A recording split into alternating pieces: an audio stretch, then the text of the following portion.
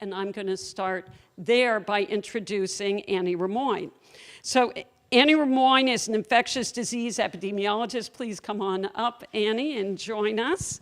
She's on our faculty here at the Fielding School of Public Health.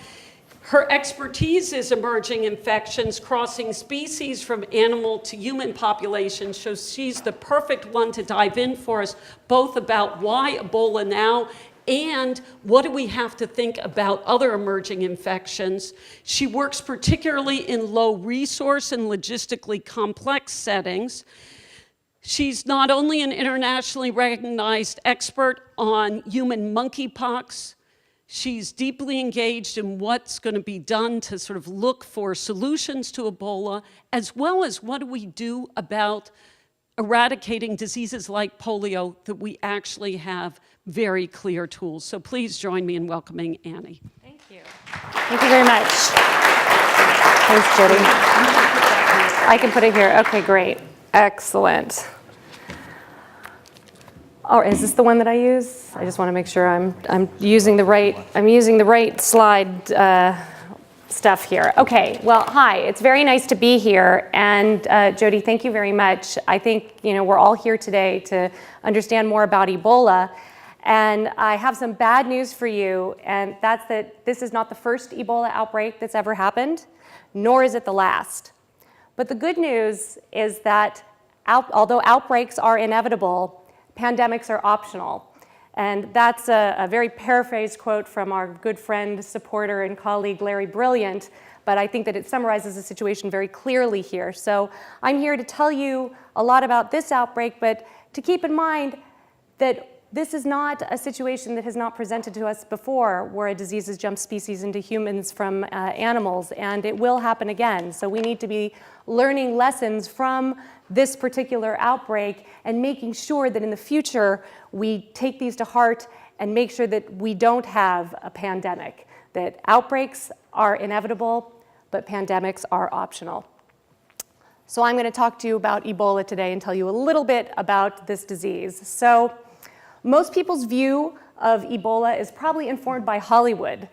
They think it's as deadly and contagious a virus as anything that could happen, and it swirls around the world, striking everyone in its path and causing them to hemorrhage from their eyeballs and ears and mouth until there's no more blood to spill. But in reality, Ebola is something quite different. I know that this is what you think you see, but this is really what I want you to see. So about half the people who contract Ebola die. The others return to a normal life after a months-long recovery that can include periods of hair loss and sensory changes, weakness, fatigue, headaches, and eye and liver inflammation. And as for the blood, while Ebola can cause people to hemorrhage, that only happens about half of the time. Only about half of these Ebola patients suffer from this biblical bleeding experience that's become synonymous with the virus. More often than not, what happens is that Ebola strikes like the world's worst, most humiliating and awful flu that you can imagine. People get the sweats along with body aches and pains. They start vomiting and having uncontrollable diarrhea, and these symptoms can appear anywhere between 2 and 21 days after exposure to the virus. And sometimes they go into shock, and sometimes they bleed. Now, this is a disease and a set of symptoms that happen like many other diseases.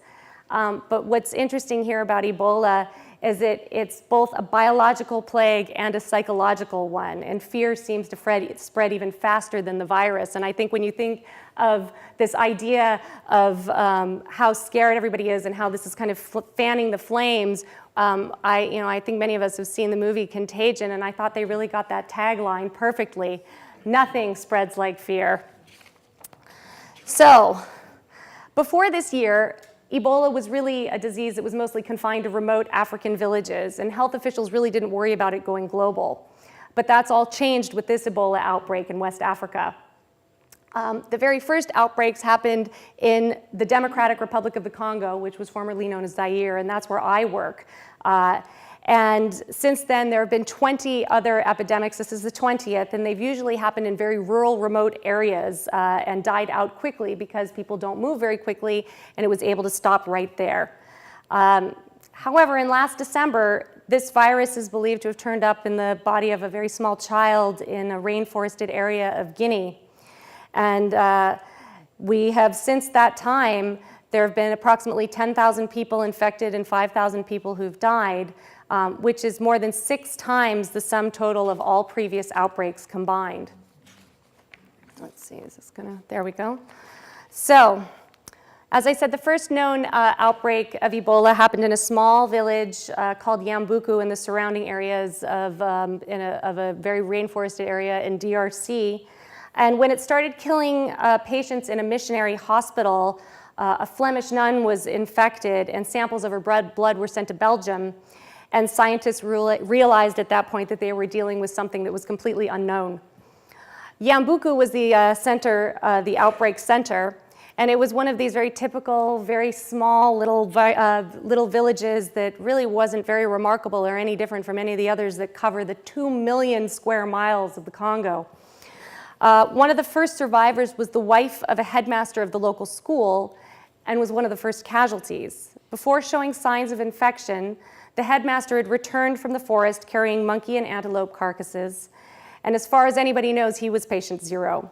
Potentially having caught the infection from a dead monkey. And from there it spread through bodily fluids to his wife, who was pregnant and who had gone to this small hospital for care. And from there it was spread through needles to everybody else in the village. People wonder why this disease is called Ebola, and that's because if you look at this little map here, the researchers that were involved in the public health responders, they sat down at the end of this outbreak and decided they needed to call it something, but they didn't want to call it Yambuku virus after the village where it had started. So they looked at a map and they tried to find the river that was the closest river to this area to give it a more general name. And the first one that they found was called Ebola. And while the map that we have here is now from Google Maps, back then they were all hand-drawn maps. And in fact, in the DRC, that's what they still use, are hand-drawn maps. And the scale was a little bit different. So actually, the Ebola River is not the closest river. But Peter Piot, who was one of these people who named it, said, but it's a nice name, which is true. So, but what was really interesting was that at the time, they all said, thank God they had gotten there. They were actually there able to avert a larger disaster. And in fact, they did. And at the time, that particular outbreak had infected 318 people and killed 280. But it was an outbreak that they were able to get there. They were able to isolate people. They were able to contact trace, and they were able to head it off from becoming a bigger problem. So now, in 2013, before the virus ravaged West Africa, and before the deaths had soared into thousands, and before the outbreak triggered global fears, Ebola struck a toddler named Emile Uwanamo. And virtually no one knew that 2-year-old boy by name, but now the world knows him as patient 0.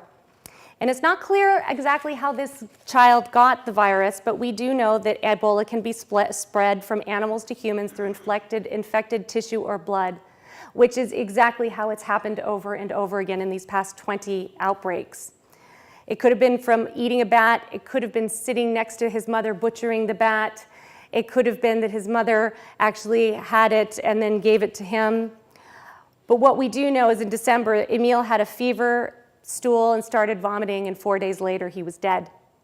And within a month or so, his 4-year-old sister, mother, and grandmother were dead. And the mother suffered symptoms and died. Then the toddler died, and then the grandmother died. And the family was living in a village, and from the funeral, it spread to a number of other people, and it went on from there. And now we have a lot of cases, and you can see how very quickly this can happen. Now, just to be very clear here about what symptoms are of Ebola, they're very flu-like symptoms. Like I said, it can be like the flu. They can happen anywhere from 2 to 21 days after exposure. Usually it's somewhere between 8 to 12 days. And But the thing that's very important to remember here is that Ebola is not as contagious as the Hollywood depictions would have you believe. It's mostly spread through direct contact with the bodily fluids. That's vomit, semen, sweat, blood of someone who's symptomatic and shedding the virus. And that means that when someone is sick, you need to get those bodily fluids into a cut on your body, into your mouth, into your nose, or into your eyes. And that's why family members that are caretakers or health workers are at great risk, but other people are not. The bottom line is that Ebola is not very easy to transmit, and there are very specific scenarios under which this spreads. And so I know that there's a lot of fear these days about getting Ebola and how you can get it. But there are a lot of ways that people are worried about that you can't get it. You can't get Ebola from someone who's not already sick. And this is very important to remember.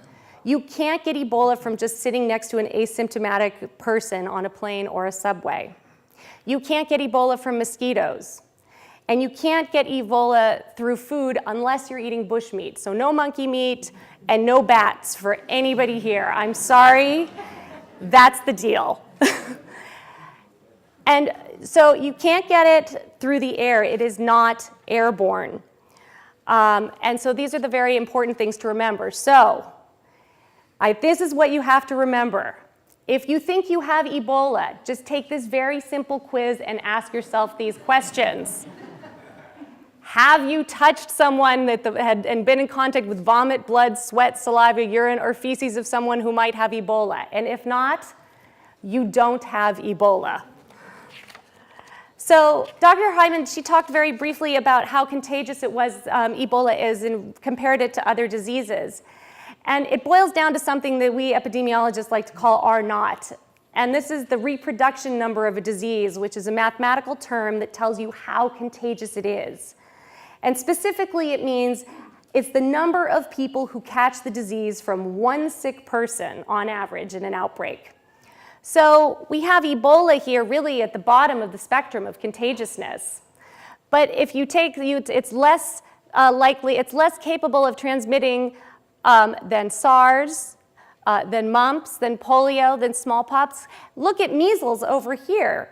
Measles is one of the most contagious diseases known to man. And this R0, this magical number of how many people it can infect, is 18. And that means that each person with the measles spreads it to 18 people on average when nobody is vaccinated. When everybody's vaccinated, it essentially drops to 0. Very important to remember here in this community.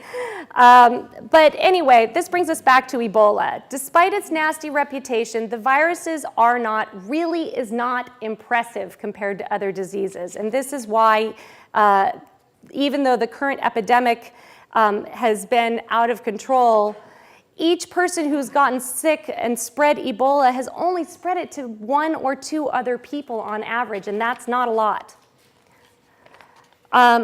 So the question is where does Ebola come from? Past outbreaks have been linked to people hunting gorillas or chimps or primates for food, eating dead monkeys that they find in the jungle. That's a very common way to do it. So no dead monkeys again, especially those that you find dead on La Cienega Boulevard, Westwood Boulevard, forget it. No dead monkeys. Now, we don't know the exact cause of this outbreak, but we suspect that it has to do with the local practice of eating bats for food.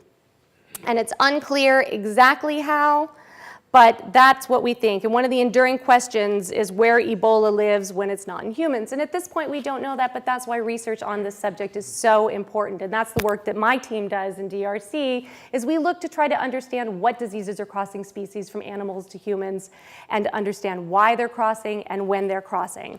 Because the reality of it is diseases will continue to spill over from animal to humans over and over again. And you can't predict when it's going to happen, how it's going to happen, why it's going to happen, and the scope of how big of that effect is going to be. But again, outbreaks are inevitable. Pandemics are optional. If you have the right kind of public health preparedness, you will be able to stop them from becoming major problems like what we've had today. So the question is why is this outbreak so much worse? Well, there are a number of reasons why this outbreak is so much worse. It really is unprecedented. And what we do know here is there are a number of reasons. The first one is geography. Now, this outbreak is truly, essentially an accident of geography that sparked this outbreak in an area in Guinea, which is in a porous border region. It turned up in West Africa for the first time ever, and not only did most officials not even think to look out for it, they'd never seen Ebola in these countries before. But that delayed the diagnosis of the problem by about 3 months, and that allowed the virus to circulate widely before public health measures were actually introduced to stop it. This area, Gwekadu in Guinea, also happens to share a very porous border with Sierra Leone and Liberia, where people travel in and out every day to go to the market or to conduct business or to visit families. So travelers in the area spread it quickly around. So when the situation was finally diagnosed in March, it had already gone international. Suddenly, 3 countries were battling the virus and had to coordinate their responses. The usual methods for containing Ebola, like contact tracing, don't work with an epidemic of this size and in this scale. So responding to something this big becomes a challenge that we'd never had to deal with before. These 3 countries are also some of the world's most poorest in the world. They all have very weak health systems and very little money to spend on health care. And that's constrained their ability to stop this epidemic. In these countries, they spend less than $100 a year per person on health care, and they have few health professionals and scarce personal protective equipment to protect them. They have some of the worst maternal mortality and child mortality on the planet, which is a real indicator of a failing health system. They don't have robust disease surveillance networks in place. They don't have the ability to get sick to hospitals or to be able to do lab tests. They have very poor literacy. And this means that people have a hard time then being able to disseminate important public health information. And in the case of Liberia and Sierra Leone, their economies and people's psyches were only just recovering from years of brutal civil war, which left the entire populations traumatized with little public trust in officials. So, to give you an example of the difference of what we have available to us here in the United States versus what we have in Liberia, gives you a very clear indication of why we've had an outbreak of this size. So really, when we worry about whether or not we're capable and able to be able to respond to an Ebola outbreak here in the United States, we're really worrying about the wrong place. Cultural practices played a very large role here. Local customs are such that people believe that the day you die is the most important one of your life. The final farewell can be a very hands-on, affectionate ritual where the body is washed and dressed, and in some African villages, they're carried through the communities. And so this makes it very, very difficult to be able to stop people from being able to wish their loved ones a good farewell, and it's very difficult to communicate when you have such poor literacy. People also will go to traditional healers first, like Dr. Peace over here, I have a nice picture of. But it's really true. People don't first go to hospitals or these kind of Western hospitals that we think of. They go first to a traditional healer, and a traditional healer may not know how to report something. So this is a good reason. And finally, we talked about bushmeat. We have had a very slow international response, and therefore Ebola has really outrun our ability to be able to stop it. So one of the things, the last thing I wanted to just talk about very quickly is that we've had an Ebola outbreak in the DRC where I work. And in this particular outbreak, we have had a total of 67 cases, 49 deaths. But the last confirmed case was October 9th, and so we are now approaching the point of being able to say that we're Ebola-free. This is the 7th outbreak in DRC. Now, there are a number of reasons why we were able to control this, and this happened just like every other outbreak has happened.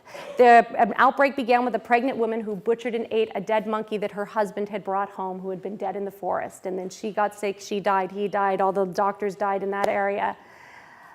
The things that we think are different here are that while both regions practice cultural rituals that are similar regarding burial, in DRC, it's been easier to be able to limit the spread because people there are in much smaller areas, so it doesn't have that much further to go. People don't travel the way they do. There are no porous borders. We also have had so much experience with this that they knew that the DRC had a plan. And even though it's a country that is considered to be one of the most difficult to be able to work in and to be able to get anything done in, and believe me, I think that's very true. The one thing that they have done very well is come up with a good plan for how to respond, even with meager resources, meaning that if the DRC can do it, and if Nigeria and Senegal can do it, then with the appropriate response and the appropriate kind of aid and hands on deck with people like the people that the IMC are sending over there, it is possible to be able to stop this, because really the only way to stop it is to stop it actually at the root. And so I'm going to end right here. I think that it's just very important to remember the key to stopping Ebola in the US and anywhere else is stopping it in Africa. And thank you very much for your time.